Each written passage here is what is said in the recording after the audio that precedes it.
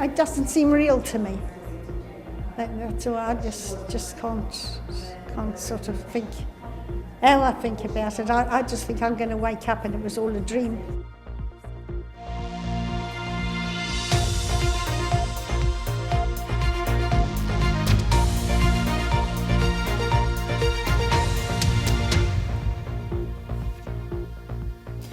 A group of business leaders claim extending Guernsey Airport's runway could pull the island out of a COVID economic slump. They've written to election candidates urging them to push ahead with a multi-million-pound project. But with the travel industry battered by the pandemic, is now really the time to invest? Hayden Atkins reports. It's the first place visitors touch down, and now the debate over Guernsey's runway is taking off again. A group of 7 businessmen and former pilots says the runway extension must come back to the political agenda. It hasn't gone away. The last state's sitting, they didn't make a decision and they've deferred it to the next state's sitting. We don't know who the new deputies are going to be yet, and we thought the time is right to bring this out and keep it in the open so that perhaps the new deputies could take note and listen to the advantages the runway extension will create for the island as a whole.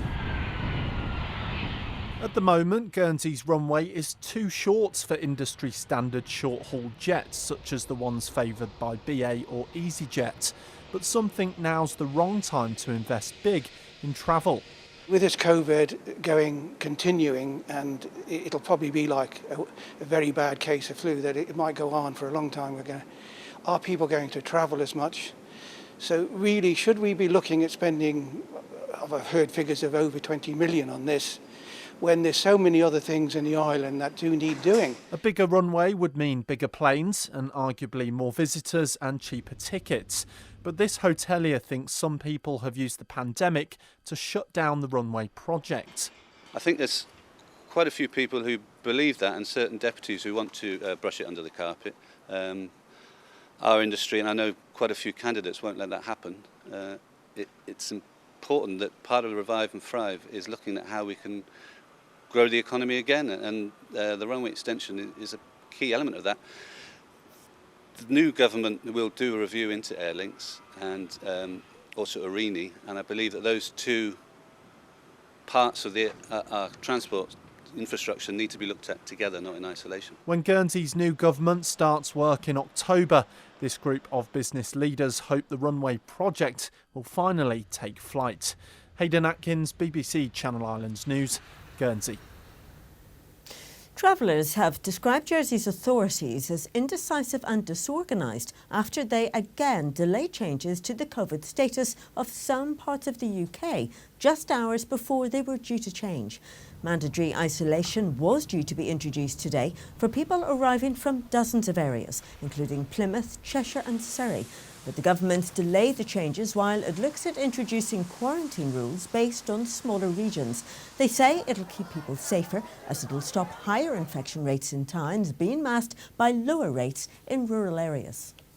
We haven't wanted to rush into a situation where very many people would be so inconvenienced. So we've taken the time to really seek out extra data and to consider whether we can mitigate the effects of people travelling into the island and having to isolate, perhaps unnecessarily. There might be better ways of doing this.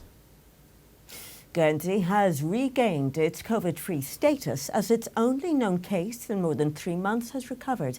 Meanwhile, another 2 cases have been discovered in arriving passengers in Jersey today, taking the number of known infections up to 15. 6 of them have symptoms.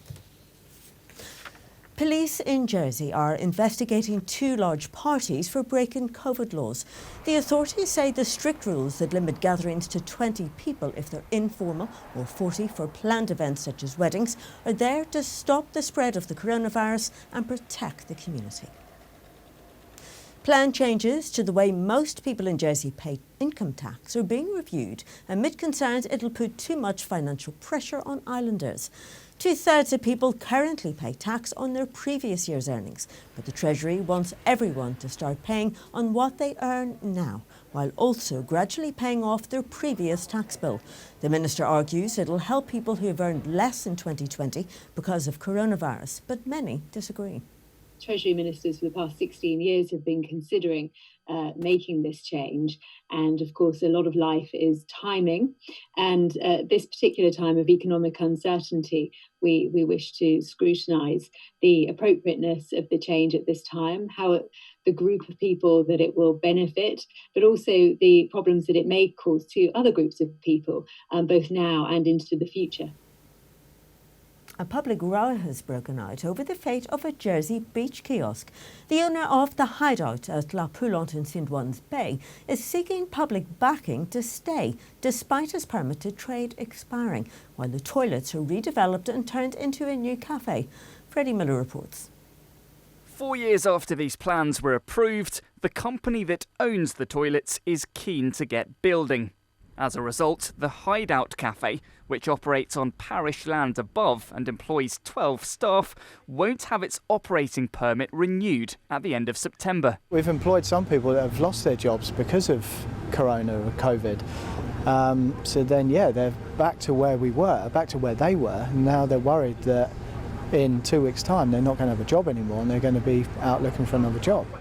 Mr. Sutton had permission to trade here until the completion of the redevelopment and says he could move around the site to make way for the building work.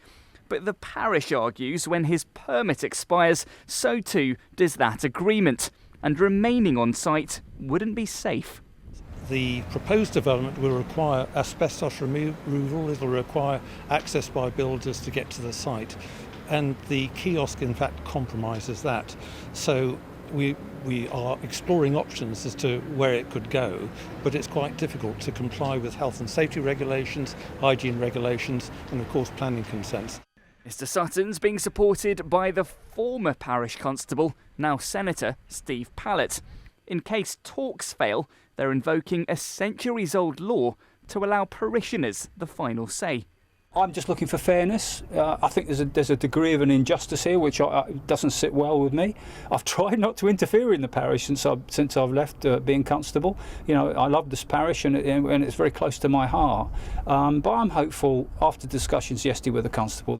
With a disagreement brewing, they don't have long to grind out a deal. Freddie Miller, BBC Channel Islands News, Jersey. Channel Islanders may not have been able to celebrate the 75th anniversary of liberation as planned, but today the largest piece of community art ever created in Jersey was revealed to capture the spirit of liberation. It brings together 6,000 Islanders to celebrate one special lady. Charlotte Davis was at the unveiling. A day never to be forgotten. And 75 years after Jersey's liberation from Nazi German occupation, it's something those old and young still want to honour.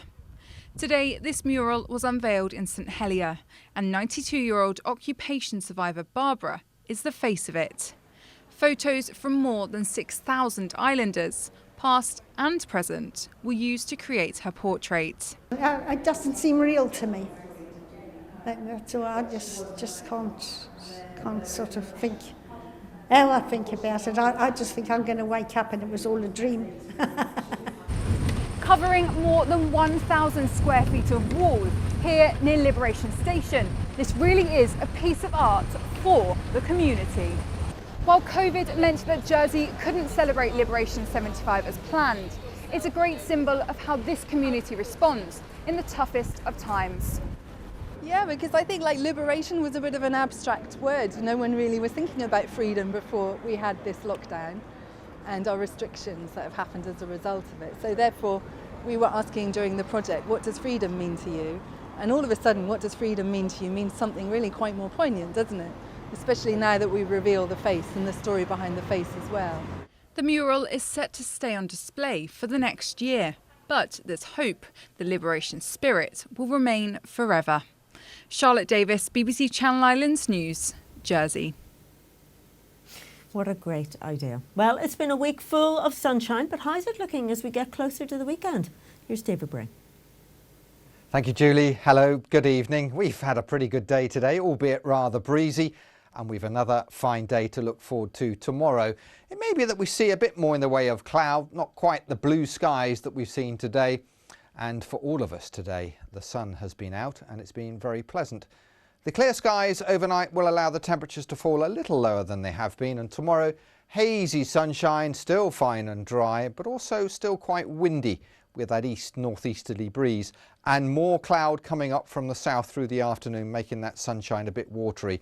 And that cloud already showing on the satellite picture, this swirl of cloud off the coast of Spain and Portugal. That's an area of low pressure that's just getting a little bit closer over the next 24 hours. I don't think we'll see much rain out of it, but the potential for showers developing through Friday night and more especially into Saturday. All the while that keen easterly breeze. The breeze eases on Sunday, but still the chance for a few showers dotted around, and then the weather fronts begin to retreat away from us as we go into the early part of next week. So a fine evening, a dry night ahead, a clear one, with our overnight temperatures just a few degrees lower than they have been recently, down to perhaps 11 or 12 degrees for central parts of the two larger islands, 13 or 14 right on the coast. And it is still quite windy. That wind giving us a fairly cool feel right on the coast. But again, inland, out of the breeze, we should be seeing temperatures of 20 or 21 degrees. Onto the times of high water at St Helier, 7:55 and 20:11. And for the coastal waters forecast, the winds are from the east-northeast, force 5 to 6, mainly fair with good visibility. The outlook continues with the threat of showers into both Saturday and Sunday. Still relatively mild air. Next week, though, things start to cool down, especially in the second half of the week. Have a good evening. Bye for now. Bit of a mixed bag there for the weather.